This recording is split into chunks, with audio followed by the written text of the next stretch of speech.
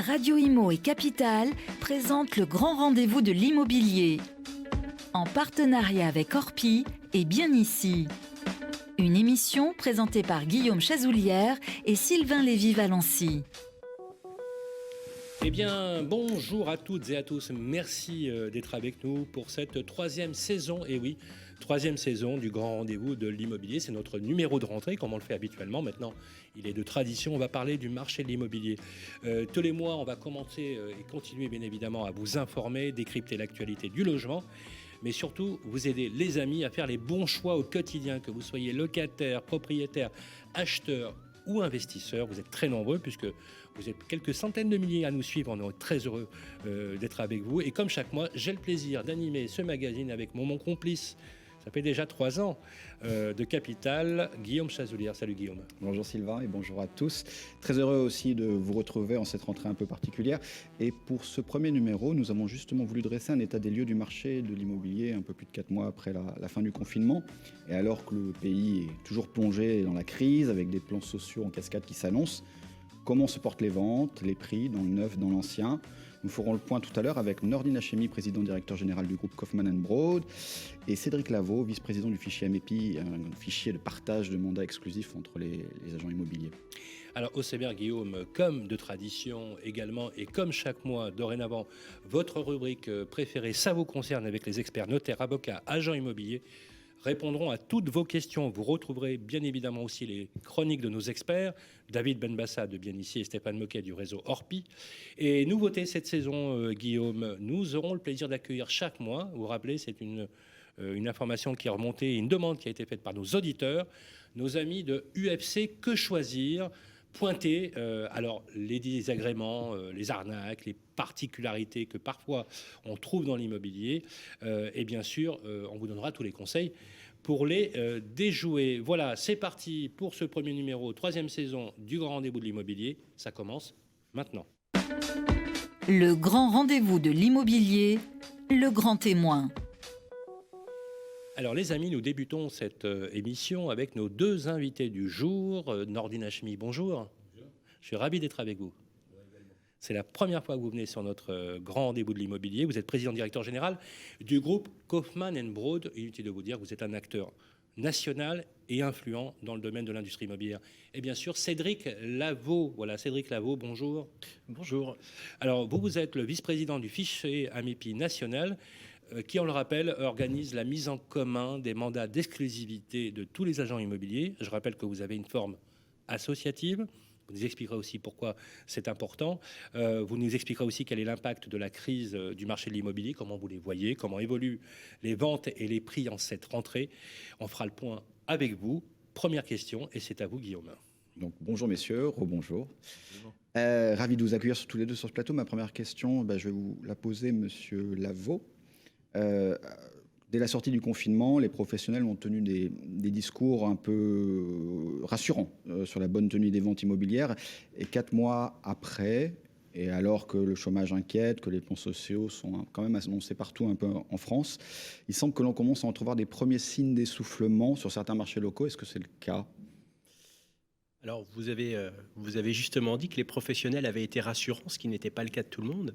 Alors, la question que je voudrais vous poser à mon tour, c'est qui indique que les choses commencent à mal aller et sur quelle base ? Alors, c'est pas à moi de répondre à la question, mais il y a eu des études qui sont sorties donc, de meilleurs agents ces dernières semaines, des notaires hier, qui montraient qu'effectivement, il pouvait y avoir des signes d'essoufflement. Mais qu'est-ce que vous constatez ? C'est pas encore le cas pour vous ? Non, alors moi je constate qu'effectivement il faut être prudent sur les statistiques. Les statistiques nous permettent d'avoir un certain nombre de chiffres. Vous mentionnez meilleur agent. Alors meilleur agent collecte des données statistiques du marché, mais ce ne sont pas des professionnels de l'immobilier en tant que tels. C'est par exemple sur ces mêmes statistiques qu'il prédisait, j'ai sous les yeux le 28 avril, le marché immobilier après le 11 mai de points, les acheteurs devraient tirer les prix vers le bas. Voilà, c'est effectivement, il s'est passé tout l'inverse. Donc, il faut être très attentif par rapport aux statistiques et justement y mettre à la connaissance terrain et ce qui se passe sur le terrain et comment fonctionne le marché pour pouvoir donner cœur. Autrement dit, pas de problème dans l'industrie immobilière ? Il n'y a pas un tassement de l'offre. En tout cas, sur l'ancien. On parle de l'ancien. On peut avoir des indicateurs qui nous permettent d'entrevoir un avenir, mais on ne peut pas prédire cet avenir. Parce qu'aujourd'hui, si on doit comprendre effectivement deux points qui pourraient apparaître comme étant des freins, un, c'est qu'on a peut-être beaucoup de demandes d'acquéreurs, mais il nous manque dans le parc ancien une offre. On a peu d'offres. Vous savez que je suis sur le territoire de Metz. Je vais vous donner un exemple concret, factuellement. Dans l'Alpha Amépi de Metz, on avait toujours pour habitude de dire avec un seul confrère, vous pouvez avoir accès en tant que client à 1000 offres sur notre territoire. Bien avant de partir, j'ai regardé l'état du stock, on en est à 400. Et il y a 10 agences de plus qu'il y a 2 ans. Donc ça veut, clairement, il y a une tension. Donc il y a 3 acheteurs pour un bien à la vente. Mais ça, c'est vrai sur tous les marchés? Parce que là, vous parlez de quoi? Des grandes agglomérations? On parle des grandes agglomérations, on parle d'une d'une manière... agglomérations, effectivement, rétention de l'offre toujours, alors, une demande qui est présente. Une demande qui est présente, une offre qui l'est moins, et puis une demande qui s'est concentrée sur un cahier des charges qui est de plus en plus le même. Aujourd'hui, tout le monde veut un peu la même chose. Donc vous allez avoir aussi, on ne peut pas fixer une règle générale sur un état du marché en fonction d'un dynamisme, puisqu'il y a des biens qui vont être mis en place et en vente sur le marché qui ne trouveront pas preneur encore aujourd'hui s'ils ne sont pas à leur prix. Et puis il y a des biens que tout le monde veut, pour lesquels les prix vont un peu se tirer vers le haut parce qu'il y aura une forte demande en face. Est-ce que les prix... Alors on va prendre l'exemple de Metz, mais on parlera d'autres villes. Et avec vous, Nordine Hachmi, on fera aussi un point sur le neuf. Est-ce que vous observez une baisse de prix? Voilà, ceux qui avaient prophétisé, les Cassandres, les prophètes, qui avaient prophétisé un tassement des prix, voire une baisse. Non, pas du tout. Vous l'observez ou pas? Pas du tout, bien au contraire. On a plutôt une tendance des prix à l'évolution, à la hausse, avec de la prudence dans mes propos. Une prudence à tenir, c'est aujourd'hui, il y a un second facteur. Nous évoquions des facteurs. Il y a un second facteur qu'il faut prendre en compte, c'est le resserrement bancaire par rapport à un retour aux banques sur des fondamentaux, par rapport on va y revenir, Cédric Labot. Mais ça, c'est bien un signe que les choses bougent. Effectivement, il y a des acheteurs qui sont peu à peu exclus du marché. Je crois que c'est notamment les primo-accédants. On y reviendra tout à l'heure. On va y revenir. Est-ce que ça veut dire que c'est tout? Vous voyez que le marché continue, après on parlera avec M. Hachemi du neuf, que le marché va continuer comme ça à tenir sur la fin de l'année, début d'année prochaine, que ce soit dans les grandes villes, les villes moyennes, tous les marchés vont tenir à l'aune de la crise qu'on traverse? Pour moi, les signes positifs, sans dire hippie pourra, tout va bien. Les signes positifs, c'est que les acheteurs sont toujours présents. D'accord. Ça, c'est un signe très positif. Mais de moins en moins, on a vu avec le resserrement de conditions de crédit, ok. Voilà. Sont toujours présents. Le signe positif aussi, c'est que le marché, avec la crise sanitaire que nous avons traversée, a été identifié par le particulier comme une valeur refuge par excellence. Voilà. Après, il faut être humble. Vous voulez dire que la pierre, ça reste l'actif résilient en étant l'immobilier. L'immobilier. La valeur pierre aujourd'hui, pour moi, c'est une notion que je n'aime plus parce que dans l'immobilier, il y a la valeur foncière et la valeur pierre. Et aujourd'hui, c'est plus la valeur foncière qui prédomine. Mais ce que je veux dire par là, c'est que il faut faire attention aux statistiques et il faut pouvoir leur donner sens par rapport à une réalité de marché. Okay. Alors justement, on va accélérer, le temps nous est imparti. Je voudrais vraiment qu'on entre dans le sujet pour ce numéro de rentrée, parce que vous êtes très attentifs, les amis, sur justement quels sont les bons choix à faire. Parlons un peu du neuf, Nordine Hachmi. Oui. Vous êtes le patron de Kaufmann & Broad.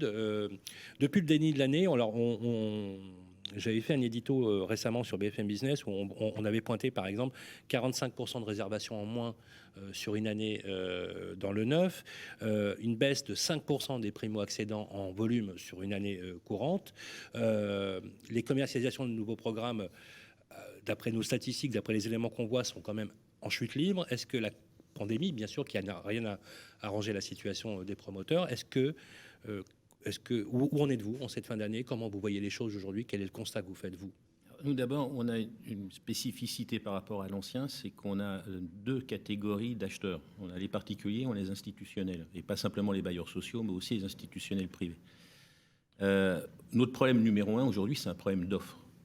Il y a une baisse depuis, on a alerté ça, signal d'alarme, tiré signal d'alarme il y a déjà plus d'1 an, à la même période. Ça fait à peu près depuis le printemps 2019 qu'il y a une baisse drastique des permis de construire. Donc s'il n'y a pas de permis de construire, il n'y a pas de lancement d'opération. S'il n'y a pas de lancement d'opération, il n'y a pas de vente. Et ça continue après les élections. Et puis c'est amplifié puisqu'il y a une surinterprétation des résultats des élections où on est parti dans un... Enfin, il n'y a plus de rationnel aujourd'hui. Alors on est à la fois dans le ni densification ni étalement urbain. Je rappelle simplement que la politique familiale du pays, depuis des dizaines et des dizaines d'années, depuis l'après-guerre, c'est de favoriser la démographie. Et c'est bien, c'est une chance énorme qu'on a en France, puisqu'on a eu 2 millions d'habitants supplémentaires en 10 ans. On devrait être content. Et à un moment donné, il va falloir, si on refuse de construire des logements, se poser la question de la politique familiale. Mais je reviens sur le marché. Donc on a, et d'ailleurs avec une incohérence, c'est que les logements neufs consomment 5 fois moins d'énergie que le parc ancien. Et là, on oublie complètement cette dimension environnementale. Donc on n'a pas de problème de demande, la demande ayant basculé des particuliers vers les institutionnels, et pas simplement français, mais européens, pour une raison simple, c'est qu'on a découvert qu'en fait c'était l'actif le plus sûr de tous. On parle quand même, ce qui nous intéresse ici, c'est de savoir comment effectivement les logements et les particuliers, quand vous dites les institutionnels, on parle de logements. On parle de logements, bien sûr, oui, c'est des ventes. On a fait mais les particuliers, eux, vous sentez qu'ils sont toujours là sur le marché? Les particuliers, alors les primo-accédants sont là, mais avec des grosses difficultés de financement, puisqu'il ne faut pas rêver, la crise économique n'est pas encore passée au niveau des particuliers, les entreprises l'ont vécu, les particuliers, ça va être malheureusement le tour avec la montée du chômage. Donc vous êtes un peu plus pessimiste que notre collègue? Bien évidemment, le chômage fait qu'on n'est pas dans des périodes où on achète des logements quand on a peur du chômage. Aujourd'hui, la peur du chômage est extrêmement importante. On voit bien, on épargne. Pourquoi on épargne autant? C'est parce qu'on a peur du futur. Ceci étant, nous, les logements qu'on construit sont tous occupés, et que le propriétaire soit un particulier ou un institutionnel, c'est pas grave tant que le logement est là. Le logement est vertueux dès qu'il a une utilité. C'est clair.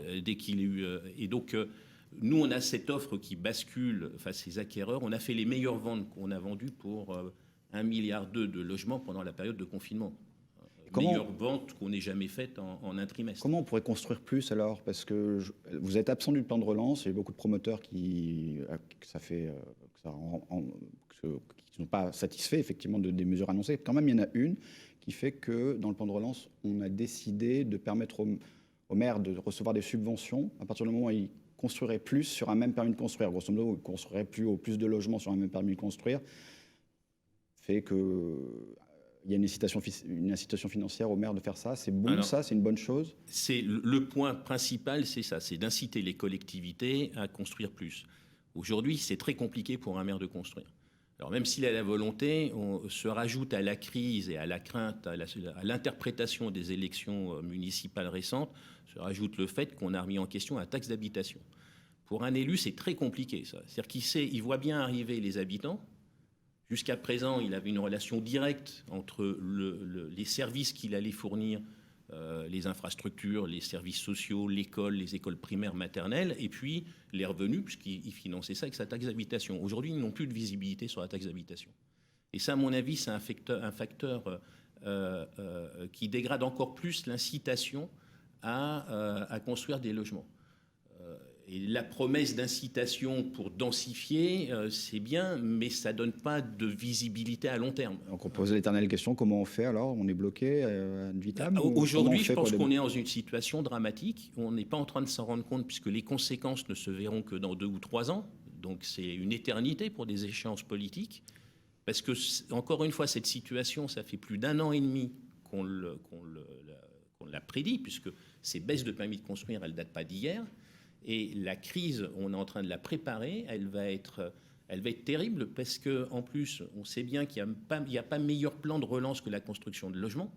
Ça crée de l'emploi, pas simplement pour poser des isolants, mais pour des électriciens, pour des plombiers, pour des maçons, pour des peintres, des métiers à forte valeur ajoutée. On se prive totalement de cette dimension économique dans le plan de relance. On va approfondir cette question qui est cruciale, effectivement, notamment sur le transfert des compétences qui ont été faites aux maires et aux élus locaux sans l'association des recettes, qui est un vrai sujet, parce que souvent on fustige les maires de ne pas signer les permis de construire, encore faut-il leur laisser la possibilité possibilité de pouvoir aussi gérer leur territoire. C'est des questions importantes qu'on va aborder dans la deuxième partie, si vous voulez bien, messieurs, de cette interview. On se retrouve tout de suite après ça. Le grand rendez-vous de l'immobilier, le reportage. Alors, on reste dans le sujet et on va s'intéresser notamment aux conditions d'octroi des crédits. Guillaume. Oui, nous sommes allés à la rencontre de Sandrine Alonier, porte-parole du courtier Vous Financez, pour faire le point sur la situation actuelle du marché. Les taux sont bas, mais les banques resserrent la vis. On va l'écouter. En cette rentrée de septembre, les taux de crédit sont stables. Peu de banques ont fait évoluer leur barème, mais certaines avaient déjà baissé leurs taux au mois d'août. Donc on est globalement sur des taux à nouveau très attractifs. On peut emprunter en moyenne à 1,10% sur 15 ans, 1,30% sur 20 ans et 1,55% sur 25 ans. Mais aujourd'hui, pour les meilleurs profils, on arrive encore à emprunter à moins de 1% sur 20 ans. Donc on est proche finalement des plus bas niveaux historiques. Sauf que tout le monde ne peut pas en bénéficier. Alors, si on veut se projeter un petit peu dans le temps, aujourd'hui, rien n'indique que les taux vont remonter.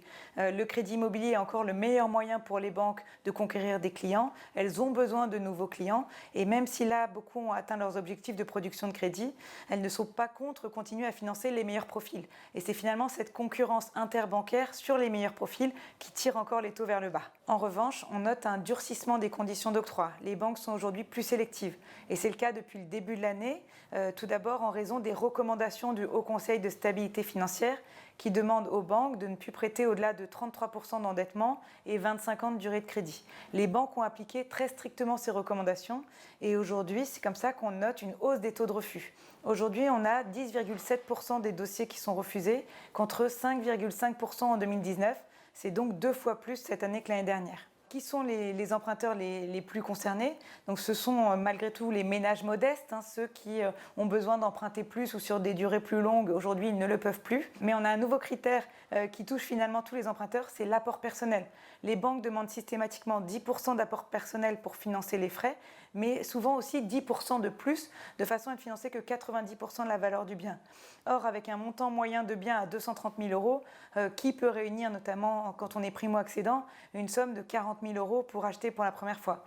Donc on a aujourd'hui des dossiers refusés parce qu'il y a seulement 5% d'apport ou des taux d'endettement à 35%. Et aujourd'hui, finalement, tout le monde est touché. Dernière classe d'emprunteurs touchés, les investisseurs, qui souvent ont déjà un crédit en cours puisqu'ils remboursent leur résidence principale et qui du coup dépassent très rapidement les taux d'endettement. Aujourd'hui, les investisseurs, c'est seulement 11% de nos clients. Donc en tenant compte de tous ces facteurs, on s'attend nécessairement à un ralentissement du marché. Une réaction, messieurs, rapidement sur ce que vous venez d'entendre, Nordine Hachemi.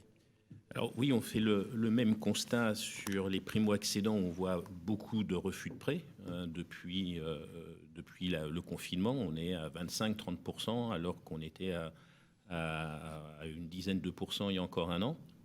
Donc ça, c'est factuel. Il y a une vraie crainte de la part des acteurs économiques de la montée du chômage et en disant on va se retrouver, il y a un risque de se retrouver avec des situations un peu compliquées. Pour les investisseurs les investisseurs particuliers, comme on a beaucoup réduit notre offre dans leur direction au profit d'investisseurs institutionnels, on subit moins ces contraintes, mais clairement les banques on considèrent que c'est un investissement qui devient plus risqué du fait du chômage. Cédric Labaud, rapidement. Quand j'ai commencé ce métier il y a une vingtaine d'années, j'ai rencontré des banques pour qu'ils m'expliquent la possibilité d'avoir l'accès au crédit pour les ménages. Ils m'ont donné 2 règles, un taux d'endettement de 30%, 10% d'apport. Les taux étaient bas, on avait beaucoup de chance, ils étaient à 5%, c'est pour vous replacer dans le contexte. Bien sûr. Et on faisait des ventes. Je pense qu'il faut recadrer ce débat dans le temps. Et je pense qu'aujourd'hui, les banques sont revenues globalement à leurs fondamentaux. Donc le taux de refus de prêt, on a une réactivité, peut-être on est une plus petite structure.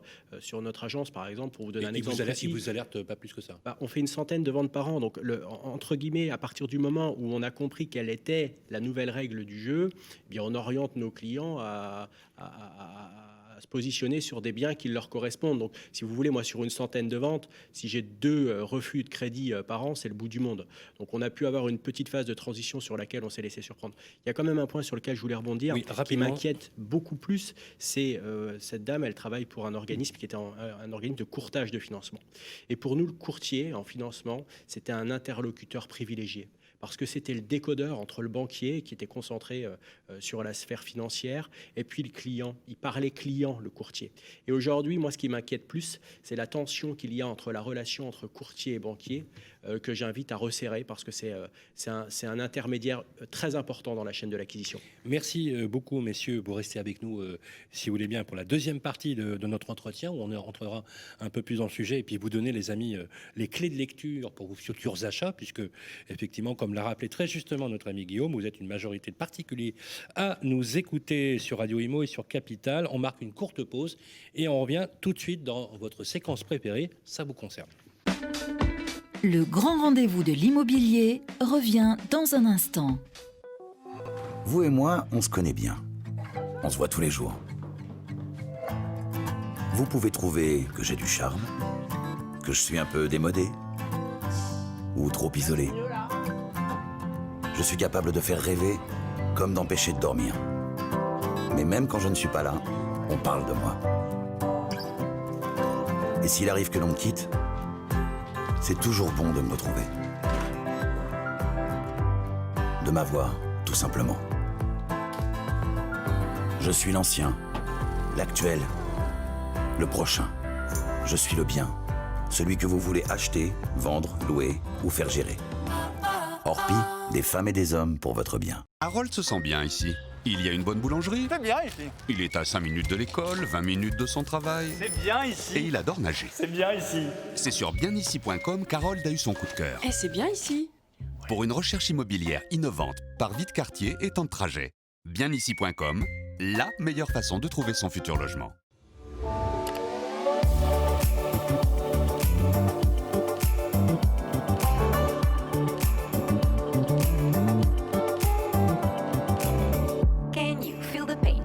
And trouble in your brain, anger you retain, pressure rocks you like a hurricane. Is it time for you to jump into the next train? Change of hand, make a stand, I can see your heart change. Wake up, no more nap, your turn is coming up. You feel lazy, but stop the fantasies and bubble dust. If you need to hear, go for it. I will teach you how to feel the things so close to you, connect it all. Every day is a miracle. Connect back with the people. Le grand rendez-vous de l'immobilier, ça vous concerne. Eh bien, c'est le moment de retrouver votre rendez-vous préféré. Ça vous concerne, vous posez des questions aux experts. Ils vous répondent avec toujours l'ami Vincent. Oui, Sylvain Guillaume, notre première experte, et Ganaëlle Soussens, avocate à Paris. Bonjour Ganaëlle. Bonjour. Bienvenue pour cette nouvelle saison.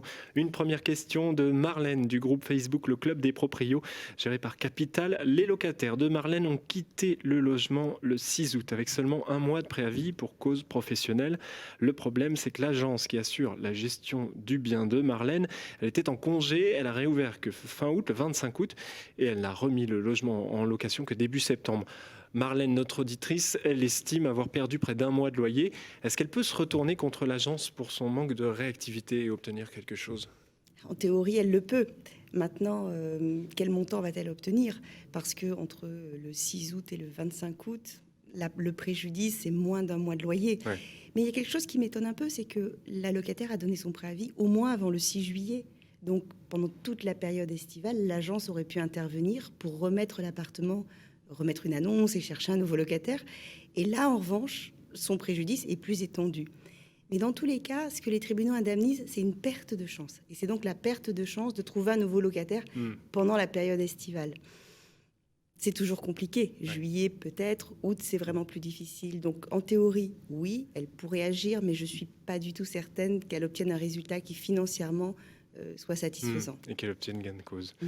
Voilà pour Marlène. Une autre question de Serge pour vous, Ganaëlle, sur le Club des Proprios. Serge s'apprête à mettre un logement en location. Il se demande s'il est légal d'appeler l'employeur de son futur locataire pour avoir la confirmation que celui-ci est bien en emploi, embauché dans l'entreprise. Et autre interrogation de notre auditeur, peut-on demander 2 cautions pour 2 jeunes locataires salariés ?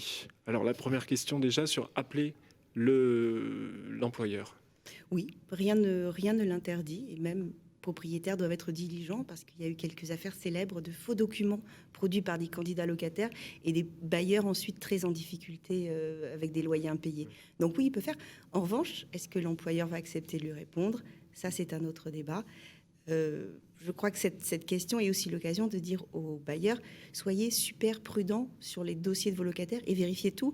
Sur un bulletin de salaire, sur un contrat de travail, on a le numéro de SIRET de l'entreprise. Donc, vérifiez que l'employeur existe toujours. Par exemple, des précautions aussi simples que celles-ci valent souvent le coup d'être prises. Est-ce qu'on peut aller jusqu'à appeler l'employeur ou pas? Oui, je pense qu'on peut. On a le droit de le faire. Oui, rien ne l'interdit en réalité. On peut appeler l'employeur, monsieur travaille bien chez vous. Est-ce qu'on peut lui dire Exactement. éventuellement, est-ce que le salaire qui nous indiquait percevoir est la réalité? Est-ce que c'est autorisé ou pas? Je pense qu'on peut l'appeler. En revanche, je ne pense pas que l'employeur ait le droit de répondre. Je crois. Vous voyez, la difficulté, elle est là pour moi. Donc, il y a toujours une limite, effectivement, entre... Bien sûr. En revanche, le candidat locataire doit produire les bulletins de salaire. Oui. Que le propriétaire lui demande. Mais en aucun cas, le propriétaire ne peut poser la question, normalement, au patron de l'entreprise, au directeur de l'entreprise, en lui demandant si le salaire qui est annoncé dans sa fiche de paie est bien celui qu'il perçoit réellement. Après, des échanges qui s'échangent oralement entre deux personnes, bien sûr, ça n'est pas toujours judiciarisable. Merci beaucoup. Non, sur la double caution, on n'a pas répondu. On n'a pas répondu, pardon. Juste, il demandait donc... 2 cautions pour 2 jeunes locataires On a le droit salariés. de demander 2 cautions? Oui. Ah, d'accord. Oui, quand on a 2 colocataires, on peut avoir une caution pour chacun. Attendez, Ouais. 2 colocataires, Ouais. donc quand c'est un couple, on est d'accord? Alors, il y a un distinguo à faire. Il y a un distinguo à faire. Ouais. Donc, qu'on dise bien, qu'on soit précis, un couple, une caution, Oui. 2 colocataires, d'accord? Ce que vous faites après chez vous, c'est votre problème. C'est 2 cautions possibles. Exactement. Et quand on a des colocataires, on peut avoir soit un bail avec chacun des colocataires et une caution. Donc un bail, un locataire, une caution, un second bail, un deuxième locataire, une deuxième On caution. appelle ça en langage courant un cobaye. Non, Très en forme pour cette rentrée. Vous m'inspirez, ma chère. J'en suis ravie. Ou bien un seul bail pour l'ensemble des colocataires et l'ensemble des cautions. Et dans ce cas, ils seront tous solidaires les uns des autres. Merci beaucoup, Ganel Cessin. Je rappelle que votre cabinet d'avocat est spécialiste dans le droit immobilier et qu'on vous retrouve très facilement. On se retrouve aussi pour un prochain. Ça vous concerne et vous posez vos questions, vous, sur le groupe Facebook, le Club des Proprios, qu'on vous gérez par Capital. Oui, ou nous poser aussi directement les questions. Dans la rue. C'est au choix, bien évidemment. Merci, Vincent, toujours aussi... 10 heures et précis. À tout à l'heure avec notre expert, c'est la première d'ailleurs. Pour lui, c'est Dan Adler, agent immobilier à Paris. Le grand rendez-vous de l'immobilier, l'édito de David Benbassa. Eh bien, rebonjour à toutes et à tous. Et oui, on vous a préparé quelques surprises pour cette 3e saison et dans ce 21e numéro. Comme quoi, le baromètre de David Benbassa fonctionnait très bien. Maintenant, on l'appelle l'édito de David Benbassa. Permettez-moi, comme chaque mois, on profitera de votre éclairage pointu dans les domaines de l'immobilier pour nos auditeurs. Salut David, ça va? Bonjour, très bien, c'est bien. Merci. On est ravis d'être avec vous. Voilà, dans votre édito cette semaine, vous nous faites le panorama des types de biens les plus recherchés par région. Oui, on va s'intéresser à la recherche immobilière, puisque finalement, en cette période post-confinement, post-été, on a pu voir que tous les scénarios ont été évoqués pour le marché immobilier, donc appétit grandissant pour l'achat, exode des grandes villes ou encore regain d'intérêt pour les résidences secondaires. Bref, on entend tout, mais qu'en est-il finalement en cette rentrée 2020? Ce qu'on constate, nous, de notre côté, et tous les professionnels ont pu le voir, c'est l'intérêt des Français pour l'immobilier, cet intérêt qui ne faiblit pas. Même avec une période de pause de marché, on voit bien que l'activité de recherche, en tout cas on l'a vu sur Bien Ici, ne s'est jamais arrêtée. D'ailleurs, on a constaté en juin, période post-confinement, des records d'audience. C'était une frénésie de recherche, c'était assez incroyable à regarder. C'est le cas pour tous les portails. Donc, même pendant l'été, les internautes ont été actifs. Vous avez maintenant des mobiles. Plus de 60% des recherches immobilières se font sur le mobile. Donc, croyez-moi, les prospects, les rechercheurs immobiliers ne se sont pas arrêtés pendant l'été. Donc les volumes de recherche, finalement, ont progressé au même niveau que celui du trafic, avec une forte progression sur la location. Ça, c'est un élément important, parce qu'on a pu voir que la saisonnalité de la location a été décalée avec le confinement, et c'est reparti de plus belle ensuite avec le déconfinement. Je vais prendre un exemple sur le mois d'août. Et on va regarder, ce qui me semble intéressant, c'est le volume de demande, donc volume de contact par annonce de location. Si on regarde cet élément-là, il a été multiplié par 2. Donc le volume de contact par annonce de location a été multiplié par 2 depuis le confinement, alors qu'on était sur une croissance de 60% versus N-1. Ça prouve bien qu'il y a eu un intérêt beaucoup plus important. Le deuxième élément, on peut regarder la transaction. Le volume de demande, le volume de contact sur des annonces de transaction a augmenté de 30%, lui, post-confinement. Donc l'intérêt est quand même là. Même si on regarde versus l'année dernière, c'est une croissance qui a été multipliée par 2. je vous le dis, je vous le répète, la recherche immobilière, l'intérêt des Français pour l'immobilier, c'est une constante. Et ça, on n'y changera rien. Donc, les recherches d'achat se font majoritairement sur les biens anciens, mais le neuf et la construction ne sont pas en reste. On va le voir tout à l'heure en écoutant un invité. Alors, à quoi ressemble le type de bien recherché pour cette rentrée? C'était votre question. Ce que l'on identifie très clairement, c'est la part des maisons dans les recherches immobilières. 7 visiteurs sur 10 qui viennent sur Bien Ici notamment ont une maison dans leur recherche immobilière, ce qui n'était pas les chiffres que l'on avait jusque-là. Donc, la recherche de maison est un élément important. Quand on regarde la typologie des biens maintenant. Donc les maisons de 4 à 5 pièces sont évidemment les plus recherchées. Pour les appartements, nous sommes sur des typologies de 2 à 3 pièces. Un petit avis aux investisseurs, on leur fait un petit clin d'œil. Ce sont également les annonces de biens d'appartements de 2 à 3 pièces qui sont le plus recherchées par les candidats locataires. Ça, c'est un élément intéressant pour eux. Quant au logement neuf, alors ce sont évidemment plus les petites surfaces du studio aux 2 pièces qui sont en tête des recherches. On parle de confinement, on a parlé d'extérieur, balcon, terrasse, jardin. Ce sont des critères qui ont été très présents pendant les recherches, pendant le confinement, pendant les recherches immobilières, tout marché confondu. On note que ça reste toujours des critères extrêmement importants dans les recherches. Ces critères ont augmenté de 15 à 20% pendant l'été. Rappelez-vous, moi je vous évoquais des chiffres d'augmentation de 40 à 50% pendant le confinement. Donc l'ajout de ces critères a un peu baissé, mais il est quand même bien présent. On sent bien que les gens ont envie d'extérieur et envie de profiter, je dirais, d'un terrasse, d'une jardin. Je voulais faire un petit point léger sur le viager. Un petit focus, parce qu'on en parle très peu. Nous, on note une légère hausse de l'utilisation du critère viager dans les recherches immobilières depuis le mois de mai. Alors, il n'y a rien de vraiment de significatif. On appelle ça, nous, des signaux faibles. En tout cas, ça valait le coup d'en parler parce que c'est un élément qui ressort des recherches immobilières. Alors, pour cette rentrée, si on fait un petit point sur le top 5 des villes les plus recherchées, ça ne change pas beaucoup. On a toujours Paris, Lyon, Toulouse, Bordeaux, Marseille. Alors que ce soit pour les annonces d'achat ou de location, les grandes métropoles, on pourra le dire, bien qu'on entend plein de choses sur l'exode, ça reste quand même des villes phares avec beaucoup de commodités, un accès à Internet, un accès au transport. Donc ça reste, je dirais, des éléments importants pour les recherchants immobiliers. Et je vous apprendrai rien dans l'immobilier, ce qui est important, c'est la localisation. C'est un élément déterminant de la recherche. Donc si les Français ont envie d'un changement après ces mois de confinement, tous les projets, on le voit, ne sont pas encore concrétisés. On l'évoquait, entre finalement la recherche, le souhait d'un ailleurs et la réalité, il y a toujours un petit peu une différence. Il est encore trop tôt pour savoir si le développement du télétravail aura un réel impact sur le logement et la recherche immobilière, et également sur la proximité domicile-travail. C'est encore des choses dont on parle et dont vous parlez, mais on n'a pas encore d'effet avéré sur un vrai mouvement de fond. Mais par contre, ce qu'on identifiera toujours, c'est la nécessité de se sentir bien chez soi et d'avoir la possibilité finalement, dans les logements existants ou même neufs, finalement de pouvoir aménager son futur logement pour qu'on s'y sente bien. Le grand rendez-vous de l'immobilier, Focus, marché de l'IMO, par David Benbassa. Et nous poursuivons notre 21e numéro, 3e saison du grand rendez-vous de l'immobilier. Avec vous, David, vous avez souhaité pour cette saison muscler votre chronique, comme quoi finalement c'est très attendu, elle a eu beaucoup de succès sur le marché de l'immobilier. Vous allez chaque mois désormais zoomer sur un sujet en posant 2 questions à un professionnel de l'immobilier qui va éclairer le grand public. Absolument. Et aujourd'hui, je souhaitais qu'on s'intéresse d'un peu plus près au marché de la construction de maisons individuelles en région, parce que c'est effectivement en local que ça se passe. Et là, avec un acteur majeur de la région de Loire-Atlantique, région nantaise. Donc, je veux parler bien sûr du groupe Maison Dominique Charles, qui est un groupe à taille humaine, qui a été fondé il y a plus de 35 ans. Donc, je pense qu'ils savent de quoi ils parlent.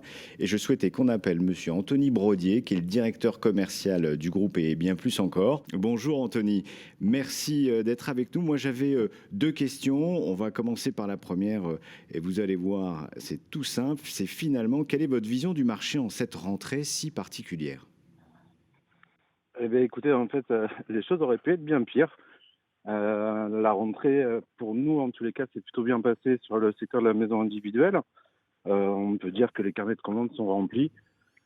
On va dire le petit bémol a plutôt été après l'été sur les chantiers où on a quand même eu un petit peu de retard, on va dire, à cause du Covid. Donc une période de confinement qui a finalement mis tout à l'arrêt, une reprise estivale qui est plutôt positive pour vous finalement. Même très positive. Et ça incite quoi sur le marché? Quelle perspective vous avez pour l'avenir de ce marché de la construction de maisons individuelles? Est-ce que l'avenir est florissant? Ce serait bien de l'entendre. Écoutez, je vais plutôt aller dans votre sens. Pour nous, en tout cas, constructeurs de maisons individuelles sur la région, l'avenir est plutôt positif. Comme je disais tout à l'heure, les carnets de commandes sont quand même plus que remplis. Et on a juste dû s'adapter un petit peu aux nouveaux méthodes de travail, on va dire, avec le télétravail et puis les rendez-vous un peu différents, un peu moins de contact humain, mais on y arrive. Et j'ai une dernière question. Est-ce que les clients sont les mêmes finalement? On parle souvent des primo-accédants, secondo-accédants. Est-ce qu'on a le même type de clients aujourd'hui? Alors pour moi, en tout cas pour la part à la direction qu'on a voulu prendre, c'est plutôt aller sur du second-accédant, sur du client un petit peu plus milieu de gamme, haut de gamme. On a quand même eu on va parler de soucis par rapport au financement. Donc c'est vrai que les banques ont un peu resserré tout ça. Donc c'est vrai qu'au niveau du client, je pense qu'il a un peu évolué. Les terrains aussi ont augmenté, donc tout va avec. D'accord. Merci beaucoup. Merci Anthony. Anthony Brodier. Merci David. Et vous revenez, bien sûr, le mois prochain dans le grand rendez-vous de l'immobilier, très attendu aussi, avec votre analyse du marché et les questions que vous posez aux professionnels qui nous écoutent aussi. Merci et on continue après ça. Merci Anthony. De rien. Merci Anthony. Passez une bonne journée. C'est très très bien. Vous avez été piégé par surprise. Oui, allô? Ah, ça n'a pas enregistré? Attends. Et quel est le problème?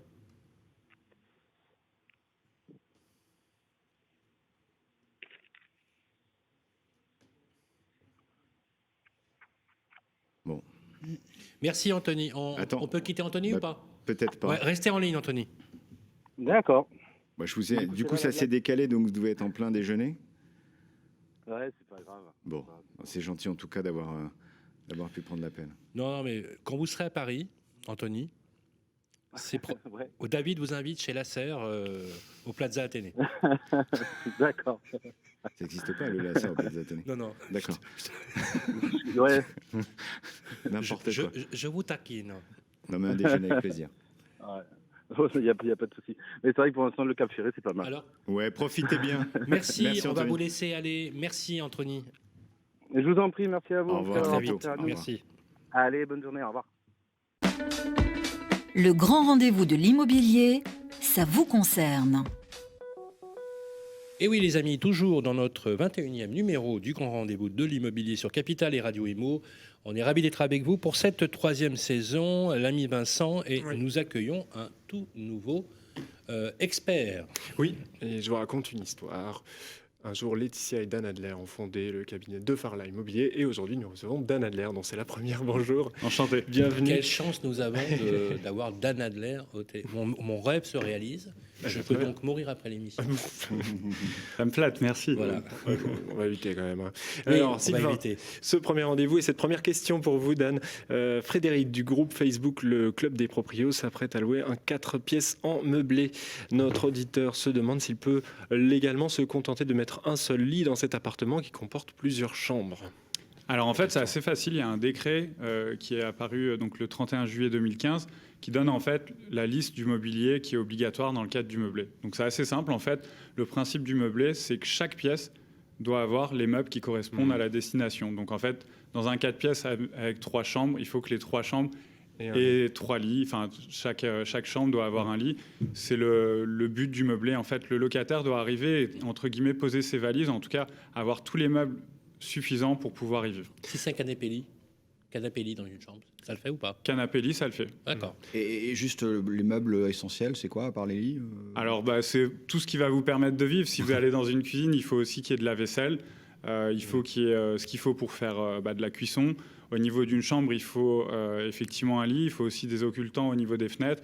Donc il faut vraiment que l'appartement il soit prêt à accueillir en fait un locataire sans que le locataire un placard de rangement. D'accord. Exactement. Il faut vraiment que le locataire puisse poser ses valises, mettre ses affaires jusqu'au frigo. Okay. Redonnez-nous juste la date du décret. 31 juillet 2015. Pour ce décret. Toujours sur le groupe Facebook, le Club des Proprios, cette question pour vous, Dan. Daline, elle vend son appartement pour acheter plus grand. Son voisin de palier loue régulièrement son logement avec Airbnb. Elle s'inquiète, est-ce que ça va dissuader des acheteurs et impacter le prix de son bien? Est-ce que ça peut être Alors ça, c'est une très bonne question, qui n'est pas évidente pour plusieurs raisons. En fait, déjà, ce qu'il faut savoir, c'est que pour connaître le prix d'un appartement, il faut une estimation fiable. Donc nous, au moment où on arrive pour faire l'estimation, on doit effectivement prendre un maximum d'éléments pour pouvoir donner un prix sur le bien. Le fait que l'appartement voisin soit loué via Airbnb, déjà, il faut le détecter, ce qui n'est pas toujours le cas, puisqu'il faut qu'il y ait une forme de transparence, que ce n'est pas écrit sur l'appartement. Alors, c'est vrai que maintenant, il y a des clés numériques, donc on arrive facilement à savoir quand l'appartement il est loué en Airbnb ou pas. Ce qu'il faut savoir, c'est que ça va dépendre le rythme et on va dire l'impact du bruit et du mouvement qu'il pourrait y avoir sur l'appartement voisin. Maintenant, nous, quand on fait des visites, on a un souci de transparence vis-à-vis de nos acheteurs. Honnêtement, sur Paris, puisque nous, le marché que je connais le mieux, c'est le marché parisien, si le produit est bien placé, si c'est un bel appartement et qu'il y a un bel emplacement, il n'y aura pas d'impact particulier sur le prix, en toute objectivité. Ouais. Après, vous pouvez avoir des impacts quand il y a énormément d'appartements qui sont loués via Airbnb sur certains immeubles, ça arrive. On a fait des fois des ventes où il y avait quasiment la moitié des appartements qui étaient loués. Donc c'est vrai que ça peut contrarier certains acheteurs, ça peut dissuader certains acheteurs, mais en règle générale, ça n'a pas vraiment d'impact sur le prix tant que ce n'est pas une location constante de tout l'immeuble. Ouais. Merci beaucoup, Dan Adler, pour ces précieux conseils. On rappelle que vous êtes le président et cofondateur du groupe De Farla Immobilier qu'on retrouve sur defarla.com à Paris. Merci. À bientôt. Merci Vincent, merci Dan Adler. On a reçu d'ailleurs un petit mot. LA, très bonne intervention. LA, ça me parle un petit peu, ouais.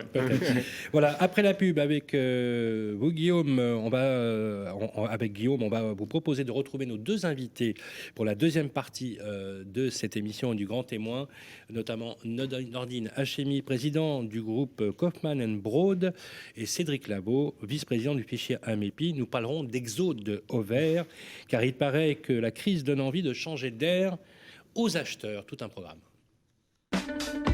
Le grand rendez-vous de l'immobilier revient dans un instant. Vous et moi, on se connaît bien. On se voit tous les jours. Vous pouvez trouver que j'ai du charme, que je suis un peu démodé ou trop isolé. Je suis capable de faire rêver comme d'empêcher de dormir.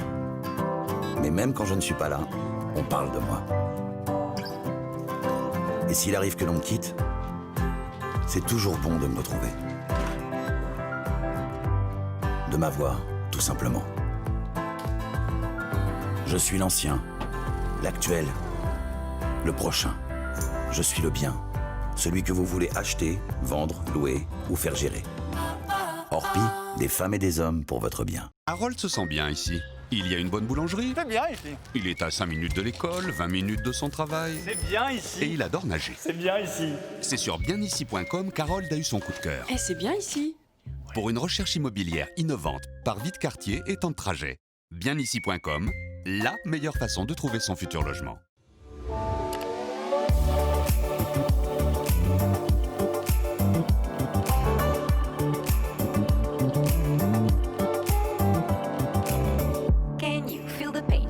And trouble in your brain, anger you retain, pressure rocks you like a hurricane. Is it time for you to jump into the next train? Change of hand, make a stand, I can see your heart change. Wake up, no more nap, your turn is coming up. You feel lazy, but stop the fantasies and bubble dust. If you need to hear, go for it. I will teach you how to feel the things so close to you, connected all. Every day is a miracle. Connect back with the people. Le grand rendez-vous de l'immobilier, le grand témoin. Eh bien, rebonjour à toutes et à tous, toujours dans notre 21e numéro, et oui, 21e numéro du Grand Rendez-vous de l'Immobilier, 3e saison. Guillaume, nous reprenons nos échanges avec Nordine Hachemi, qui est président directeur général du groupe Kaufmann & Broad, ainsi que Cédric Labo, vice-président du fichier Amépi. Guillaume. Oui, et nous allons parler exode. Plus de 4 mois après la fin du confinement, les Français aspirent-ils toujours... Exode. Exode. Moi, je suis auvergnat, on dit exode. C'est les Picards qui disent exode. Chez nous, en Afrique du Nord, naturellement, on dit je dirais exode, mais je ne sais voilà. pas pourquoi. Voilà. J'ai voulu forcer le trait en radio. Non, c'est bien. Un peu d'humour, ça les nous fait un peu de Français bien. aspirent-ils toujours à se mettre au vert? Et le télétravail et le développement du télétravail peut les y aider, peut-être. Nous avons en tout cas interrogé les Parisiens pour savoir ce qu'ils en pensaient. Un petit micro-trottoir. Un petit micro-trottoir pour commencer. Est-ce que le télétravail m'inciterait à quitter Paris ou la région parisienne? Oui et non. Oui, dans le sens où ça permettrait d'offrir une meilleure qualité de vie à mes enfants. Et non, parce que je suis parisien dans l'âme et que le business est quand même à Paris. Le télétravail ne m'inciterait pas du tout à quitter Paris ou la région parisienne. Parce que en fait, moi, je suis assez urbaine et du coup, quitter la vie parisienne, la culture, le travail aussi, parce qu'il y a un gros pôle d'emploi sur Paris. Mais le fait de télétravailler ne m'inciterait pas à aller vivre en province. Non, pas forcément, parce qu'on est à la maison, on travaille à la maison, on est dans notre zone de confort. Je ne trouve pas ça intéressant de quitter Paris pour rester à la maison. Honnêtement, oui. J'ai actuellement un travail plutôt administratif. Si on pouvait me permettre de faire ça à distance et par téléphone ou par Zoom par exemple, ce serait effectivement plus simple et je pense que ça m'inciterait plutôt à quitter Paris, oui. Étonnamment, hein, c'est intéressant parce que une majorité, quand on lit les médias, vous avez vu, les journaux, les médias adorent foutre la trouille aux gens tous les jours, etc., etc. Ça va faire plaisir à Guillaume. Mais on va rester positif, effectivement. On se dit, c'est une belle alternative de se dire qualité de vie, éloignement. Et quand on interroge les personnes, étonnamment, elles nous disent qu'elles semblent pas prêtes à quitter les zones. Alors Paris, mais par extension les zones denses. Cédric Labo, est-ce que vous observez, par exemple, sur le terrain, vous qui n'êtes pas très loin de Paris, une volonté de quitter les grandes agglomérations au profit du télétravail qu'on a célébré là depuis quelques semaines. Cette fameuse ruée vers les maisons. Voilà, du verre, de l'air et de l'espace. Alors, l'effet confinement, on en connaît un autre. C'est l'effet vacances. On rentre tous de vacances il y a peu de temps et puis tous les ans, le scénario se reproduit. Qui n'a pas dit ou qui n'a pas entendu l'un de ses proches à la fin des vacances dire « faudrait quand même qu'on vienne vivre ici ». C'est bien au soleil ou c'est bien à l'air de la montagne. Je veux dire, à un moment donné, il y a des volontés, il y a des envies sur l'instant, puis après, la réalité reprend ses droits. La réalité, c'est son environnement familial, son environnement social. Vous croyez pas? C'est pas que j'y crois pas. Je pense que c'est un mouvement. Vous ne voyez pas sur le terrain. C'est un mouvement qui se fera pas d'un claquement de doigts. Ça sera pas une révolution comme ça brutale. C'est peut-être un phénomène qui va se mettre en place tout doucement par l'usage. Quand les gens se rendront compte que sur des villes moyennes, on a l'accès au bureau à Paris en 1 heure, 1 heure et quart de la porte à la porte. Et que finalement, eh bien, la vie est un peu plus contraignante et beaucoup plus chère, surtout localement. Peut-être que voilà, ça va inciter. Et peut-être que le télétravail sera un phénomène déclencheur ou un déclic. Mais encore une fois, je pense qu'il y a un temps pour que cela puisse potentiellement se mettre en place. Aujourd'hui, on ne le constate pas réellement. Très concrètement, Nordine Hachemi, est-ce qu'on n'est pas à l'aune d'une révolution là qui peut changer? Est-ce qu'il y a un bouleversement anthropologique amener à repenser le territoire en fait? D'abord, il y a plusieurs choses. Je ne suis pas surpris par le micro-trottoir, d'abord parce que vous l'avez fait à Paris. Alors les entreprises sont à Paris. Faites le même micro-trottoir à Mantes-la-Jolie, je ne suis pas sûr que vous ayez les mêmes réponses. Intéressant. Donc ça, c'est juste pour recadrer le sujet. Message aux journalistes et aux producteurs, vous avez absolument raison. Moi, je pense que, bien évidemment, il y a quand même un phénomène de fond sur le télétravail. Je ne pense pas qu'on sera entièrement en télétravail, et heureusement, parce qu'une entreprise, c'est autre chose qu'un alignement de bureau avec des gens qui arrivent le matin et qui repartent le soir. Il y a des échanges, tout comme le théâtre ne sera pas remplacé par le cinéma, et heureusement, et le foot, c'est quand même plus sympa dans le stade qu'à la télé. Donc c'est la même chose pour une entreprise qui est plus complexe qu'un match de foot. On a besoin à un moment donné d'être ensemble, donc il y aura toujours des bureaux, il y aura toujours le besoin de se retrouver quelque part pour créer l'égrégore qui fait que c'est une entreprise, que c'est une équipe, etc. Par contre, ce qui est intéressant autour de cette prise de conscience, et j'espère en tout cas que ça va faire... Que ça va s'inscrire dans la durée, alors nous, on est aussi aménageurs, on fait aussi des bureaux et on est aménageurs.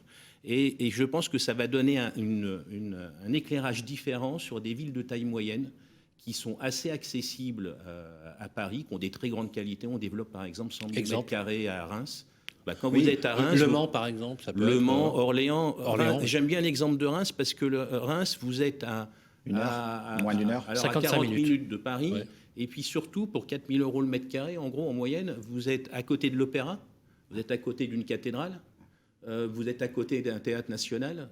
Pour avoir toute cette proximité où le centre de Reims n'a rien à envier à un quartier parisien, magnifique, c'est 4 fois le prix. Mais c'est un exemple que vous prenez comme ça, c'est comment dire, vous sentez une prévision ou alors il y a déjà des mouvements sur Reims par exemple? Alors nous on est acteurs, c'est-à-dire qu'on on est constructeur de morceaux de ville, donc là on fait le pari que ça va se développer. Et là, à ce moment-là, vous avez certains services, par exemple, typiquement nous, ça fait très longtemps qu'on a mis en télétravail un certain nombre de services dans l'entreprise. Ils ont besoin de venir 1 fois par semaine, 2 fois par semaine. Mais dans ce cas-là, est-ce que quand vous êtes à 1h30 dans la Grande Couronne ou à 40 minutes à Reims, où vous avez une qualité de vie, ou à Orléans, à Chartres, ou à Tours, avec une qualité de vie équivalente, au milieu du Champagne, mais qui est complexe, complètement différent. Vous pouvez vous interroger sur l'utilisation de votre temps de transport. Ça mérite aussi de revoir un certain nombre de types de bureaux, de plateformes, de coworking. Moi, j'aimerais bien, si tu permets, poser une question complémentaire sur ces territoires qui sont en zone très proche finalement de la grande agglomération. Je prends par exemple Tourcoing ou Roubaix en tant qu'exemple.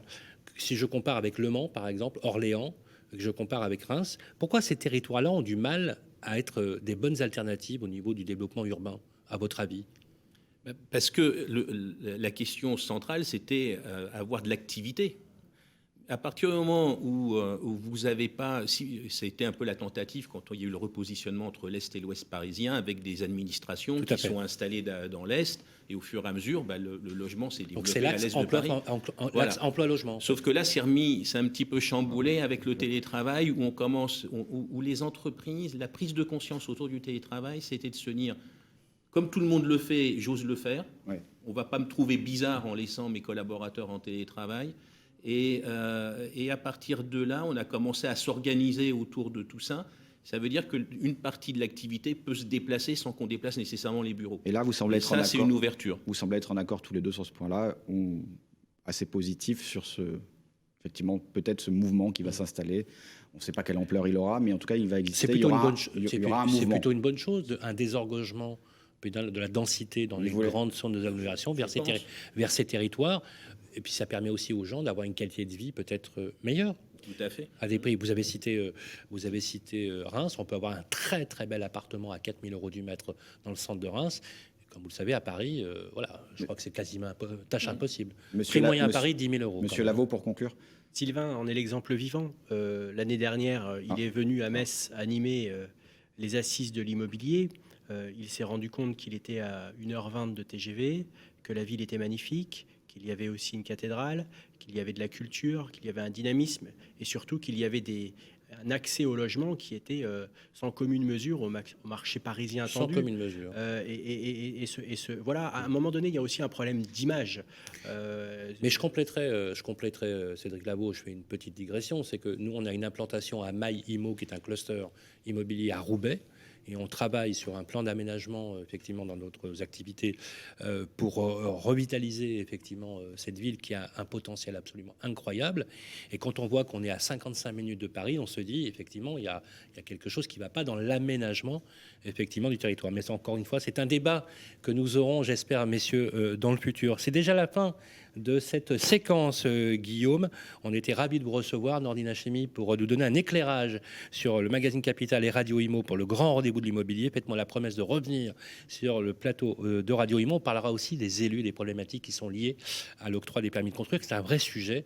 Faut-il construire? La réponse est oui. Nous sommes dans une urbanité continue et constante. Merci à vous. Merci à vous, Cédric Lavaux, vice-président du fichier Amépi national. On va se voir la semaine prochaine pour d'autres émissions aussi. Vous restez bien sûr connectés. On enchaîne tout de suite avec vos séquences préférées. Le grand rendez-vous de l'immobilier, le conseil IMO de l'UFC Que Choisir. Voilà, rebonjour à toutes et à tous, toujours dans votre 21e numéro de rentrée de la 3e saison avec une toute nouvelle chronique, Guillaume. Oui, chaque mois, nous allons accueillir l'UFC Que Choisir et grâce aux remontées de terrain de ces associations locales, l'UFC nous mettra chaque mois en garde contre les arnaques, les litiges en vogue dans le secteur de l'immobilier et bien sûr avec tous les conseils pour appréhender et déjouer ces litiges. Alors j'ai le plaisir d'accueillir pour cette première Gwenaëlle Lejeune, juriste à l'UFC Que Choisir. Bonjour. Bonjour. Alors, vous avez souhaité commencer ce rendez-vous mensuel en évoquant les litiges qui existent sur les offres à 1 euro, des offres à 1 euro qui pullulent notamment dans le secteur de la rénovation énergétique. Effectivement, isoler ses combles ou bien remplacer sa chaudière fuel pour 1 euro, ça fait partie des travaux énergétiques qui, pour les consommateurs, représentent autant de promesses d'économie d'énergie pour un coût modique, un reste à charge d'1 euro. Alors, les offres alléchantes existent bel et bien. Il y a d'ailleurs énormément de communication gouvernementale en ce sens, et c'est d'ailleurs là aussi le problème. Ces opérations sont qualifiées de coup de pouce, elles permettent de procéder à une rénovation énergétique pour un reste à charge de 1 euro. C'est financé à la base sur les certificats d'économie d'énergie, ce sont des primes qui sont financées par des énergéticiens, des fournisseurs de carburant. Et ils doivent effectivement assurer cette prise en charge financière, mais c'est cependant très théorique. Le revers de la médaille, c'est que beaucoup d'escrocs y ont vu une manne financière inespérée. Ils rebondissent sur la communication gouvernementale et sur cette base attirent des clients. Et la clé pour ces derniers, ce sont de très mauvaises surprises. Vous pouvez découvrir en cours de route que finalement vous n'étiez pas éligible aux aides que l'on vous avait promis, découvrir que vous avez souscrit un prêt tout simplement sans le savoir pour des travaux qui se révéleront en plus très onéreux, ou encore vous vous retrouvez avec un chantier bâclé, voire carrément inachevé une fois qu'ils auront empoché les primes.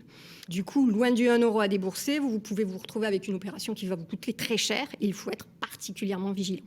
Une bonne nouvelle cependant, vous ne pourrez plus être démarché par téléphone par des inconnus pour vous vendre de la rénovation énergétique. En revanche, il vous restera toujours le démarchage à domicile qui peut se révéler extrêmement piégeux pour tous les consommateurs. Mais alors justement, comment savoir si je me fais berner ou pas? Et il y a bien des cas où je suis éligible effectivement à cette offre à 1 euro. Alors à quel cas? Alors, je vous l'ai dit, les opérations 1 euro existent bel et bien. En revanche, lorsqu'on vous en parle, il faut garder en mémoire une chose. Pour pouvoir en bénéficier, il va falloir justifier d'un grand nombre de conditions. À défaut, vous ne pourrez pas en bénéficier. Ainsi, pour les seuls C2E, primes, bonus, énergie dont on peut vous parler, il faut justifier d'un certain niveau de revenus. Parfois, ça peut même dépendre de l'endroit où se trouve le bien, s'il est en Île-de-France ou pas. Il faut justifier de revenus modestes, voire très modestes. Si vous ne rentrez pas dans ce cadre, il va falloir vous dire que vous n'aurez pas ces C2E bonifiés et qu'en revanche, il va falloir trouver d'autres financements pour pouvoir essayer de baisser la facture. Ce ne sont malheureusement pas les seules conditions. Vous avez aussi le choix de l'entreprise qui ne doit pas être laissé au hasard. Il faut impérativement qu'elle soit certifiée RGE, reconnue garante de l'environnement. De même, les travaux doivent rentrer dans les clous. Ils doivent impérativement correspondre au C2E et les matériaux et équipements qui sont utilisés devront également entrer dans ce cadre. Enfin, il y a tout un formalisme à respecter, pas forcément simple, avoir un devis très détaillé, avoir fait d'abord la demande de C2E auprès d'un organisme. Vous ne devez pas avoir signé avant d'avoir fait ça. C'est bref, très compliqué. Et du coup, bien loin du discours commercial où on vous promet une très bonne affaire qui peut aisément bénéficier à tout le monde, il faut rester très vigilant et la prudence est de rigueur. Quel conseil donnez-vous finalement à nos auditeurs ? Alors pour le coup, le conseil de l'UFC est vraiment des plus simples. Il faut vous dire que aussi doué soit le commercial, il ne doit surtout pas vous embobiner. La conception d'une rénovation énergétique doit se mûrir. On ne franchit pas le pas comme ça, on ne le signe pas sur un coin de la table en urgence. Du coup, notre conseil est très simple. Pour des supposés travaux garantis à 1 euro, même si le commercial vous indique que pour le coup, vous ne vous engagez à rien, ce n'est qu'une étude, ce n'est même pas un bon de commande ou un devis, ou bien tout simplement que c'est un avis de passage, ne signez jamais rien. C'est le conseil de base pour nous. En revanche, si vous êtes véritablement intéressé par de la rénovation énergétique, il y a certains points très faciles à délimiter. Quels travaux doivent être réalisés pour pouvoir réaliser de véritables économies d'énergie? Ensuite, quelle entreprise choisir? Ou encore, comparer les prix, savoir quelles aides vous pourrez avoir. Tous ces éléments-là peuvent être faciles à identifier. Et pour ça, vous avez des espaces info-énergie. Il s'agit du réseau FER, où vous avez des permanences locales qui sont réparties sur l'ensemble du territoire et peuvent vous aider justement à mieux concevoir une opération de rénovation énergétique. Plus facilement, vous pouvez consulter, si vous en avez la possibilité sur Internet, le site fer.fr. Vous trouverez sur ce site à la fois les permanences locales du réseau FER, mais également des entreprises qui sont certifiées RGE. Parfait, merci beaucoup. Merci beaucoup pour cette toute nouvelle chronique séquence, Gwenaëlle Lejeune, où vous donnerez tous les mois les clés, effectivement, pour ne pas vous faire avoir, arnaquer. C'est malheureusement le cas, mais il faut aussi rappeler que souvent, on a quand même des personnes qui bossent très bien. Merci, Gwenaëlle Lejeune. Merci à vous. Le grand rendez-vous de l'immobilier, ça vous concerne. Hello les amis, toujours dans notre grand rendez-vous de l'immobilier, 21e numéro, 3e saison. Merci d'être toujours fidèle à votre numéro. C'est la 3e et dernière partie. Pour ça, vous concerne l'ami Vincent. Oui, et c'est Nathalie Cousigoussias, notre notaire à Paris, qui répond maintenant à vos questions. Bonjour Nathalie. Bonjour. Bienvenue, ravi de vous retrouver. Une question de Stéphanie. Oui, avec votre petit livre rouge que vous avez posé. Il est là. Il est là, bien là. C'est pas le livre de Mao, hein, le petit livre rouge. Oui. Non. C'est le Dalloz. Hein. Voilà, le code civil. Et là, il nous guide. Alors, la question de Stéphanie du groupe Facebook Le Club des Proprios. L'immeuble de Stéphanie accueille un commerce au rez-de-chaussée. Or, celui-ci multiplie les nuisances. Il y a des dégradations de façade, du bruit lors des livraisons. C'est ce que nous dit Stéphanie.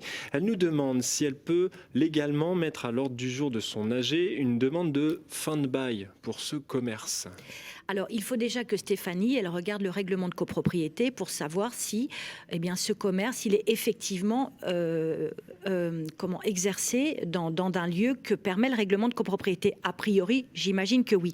Donc, ce qu'il faut que Stéphanie fasse, il faut qu'elle le mette à l'ordre du jour et que les nuisances soient constatées par huissier. Alors, cela dit, elle pourra vraisemblablement pas faire fermer les locaux. Pourquoi ? Parce que c'est à l'appréciation du juge. Et quand on regarde les décisions de justice, en fait, on s'aperçoit que déjà, ça dépend du juge. Mais il y a une décision récente où c'était une sandwicherie pour lesquelles les clients jetaient les papiers par terre, allaient jusque dans les parties communes et elle n'a pas été fermée. Donc, ce qui vaudrait mieux aussi, préservons nos commerces de centre-ville. Peut-être que Stéphanie, ou avec le syndic, aille voir le locataire pour essayer de trouver une solution et que ça s'arrange un peu. Nouvelle question pour vous, Nathalie. Olivier, maintenant, souhaite vendre une parcelle du jardin de la maison dont il a hérité il y a 5 ans, à la mort de sa mère. Il espère pouvoir céder cette parcelle 65 000 €, mais il se demande de combien sera-t-il taxé par le fisc ? Alors, c'est une excellente question. Alors, ce qu'il faut savoir, c'est qu'il risque d'avoir un impôt au titre de la plus-value immobilière. Et ce qu'on va regarder, c'est pas la durée de détention de sa maman, mais c'est lorsqu'il l'a acquis. Et en fait, il est censé en être propriétaire au décès de sa maman pour la valeur qu'il a déclarée lors de la succession chez le notaire. Donc la plus-value, c'est la différence entre ce qu'il va le vendre et ce qui a été déclaré avec des dégrèvements au bout de quelques années. Sauf qu'il y a quand même des possibilités d'exonération. Lesquelles ? Bon, si c'est une petite parcelle, je ne pense pas qu'il puisse le vendre à un bailleur social. Mais n'oublions pas qu'il y a des réductions de plus-value pour permettre, dans les zones tendues, pour permettre l'édification de locaux à loyer modéré, qui permettent d'exonérer la plus-value. Ça, c'est une chose. Mais ce qu'il faut savoir, c'est que s'il n'est pas propriétaire de sa résidence principale et qu'il, à l'occasion de la vente de cette parcelle, il prend l'engagement de réinvestir le prix dans l'achat d'une résidence principale dans les 24 mois, il sera là aussi exonéré. Donc, il y a des petites pistes qu'il faut qu'il regarde. Merci beaucoup, Nathalie Cousigoussias, notaire à Paris. À très bientôt sur le plateau de Radio Imo. Pour le mois prochain, vous avez un souci avec votre locataire, votre propriétaire, vous avez une question sur ce que vous pouvez faire ou pas faire, vous posez vos questions à nos experts ici dans le grand rendez-vous de l'immobilier. C'est simple, direction le groupe Facebook, le Club des Proprios pour vos questions. Le grand rendez-vous de l'immobilier. Guillaume Chazoulière, Sylvain Lévy-Valency. Et bien voilà, le 21e numéro du grand rendez-vous de l'immobilier avec nos partenaires de Capital, c'est terminé. On était ravis d'être avec vous. N'hésitez pas à liker, à suivre ou à commenter ou poser tout simplement vos questions. On se retrouvera le mois prochain, Guillaume. Ça sera le vendredi 16 octobre à 18h05. Oui, Sylvain, et nous vous proposerons une grande émission dédiée au plan de relance de l'économie et notamment axée sur les aides à la rénovation énergétique. Soyez prudents d'ici là et portez-vous bien. À très vite. Radio Imo et Capital présentent le grand rendez-vous de l'immobilier en partenariat avec Orpi, 1250 agences immobilières partout, rien que pour vous. Et bienici.com, le site immobilier nouvelle génération à retrouver sur radioimo.fr et capital.fr.